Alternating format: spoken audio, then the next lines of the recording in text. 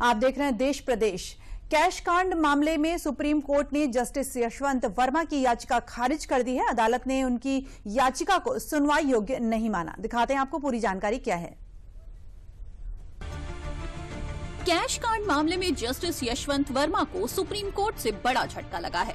Supreme court ने गुरुवार को इलाहाबाद हाई कोर्ट के जस्टिस यशवंत वर्मा की याचिका को खारिज कर दिया। इस याचिका में जस्टिस वर्मा ने कैश कांड को लेकर उनके खिलाफ की गई कार्रवाई और तत्कालीन सीजेआई द्वारा उन्हें पद से हटाने की सिफारिश को चुनौती दी थी। सुप्रीम कोर्ट ने जस्टिस वर्मा की कोई दलील नहीं सुनी और उनकी अर्जी खारिज कर दी। सुप्रीम कोर्ट ने इस फैसले में क्या कहा, अब ये भी जान लीजिए। जस्टिस यशवंत वर्मा ने अपनी याचिका में जांच कमेटी की रिपोर्ट को अमान्य करार देने की मांग की थी। साथ ही याचिका में सीजेआई संजीव खन्ना द्वारा उन्हें हटाने की सिफारिश को चुनौती दी थी। सुप्रीम कोर्ट ने ये कहते हुए याचिका खारिज कर दी कि जांच समिति ने तय प्रक्रियाओं का पालन किया है। जस्टिस दीपांकर दत्ता और जस्टिस एजी मसीह की पीठ ने कहा कि जस्टिस वर्मा का आचरण विश्वास पैदा नहीं करता, इसलिए उनकी याचिका पर विचार नहीं किया जा सकता। पीठ ने कहा कि इन हाउस समिति का गठन और उसकी जांच अवैध नहीं है। पीठ ने कहा कि तत्कालीन सीजेआई संजीव खन्ना ने इस मामले में राष्ट्रपति मुर्मू और पीएम मोदी को जो पत्र भेजा था वो असंवैधानिक नहीं था। सुप्रीम कोर्ट ने माना है कि घटना के समय का वीडियो अपलोड करने का तत्कालीन सीजेआई जस्टिस संजीव खन्ना का फैसला सही नहीं था, लेकिन इसे समय रहते चुनौती नहीं दी गई।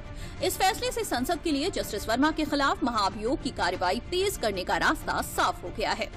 The judgment by the Honorable Supreme Court by Justice Dipankar Datta and Justice George Massey is on expected lines. After all, Justice Verma, the situation at his house required an explanation.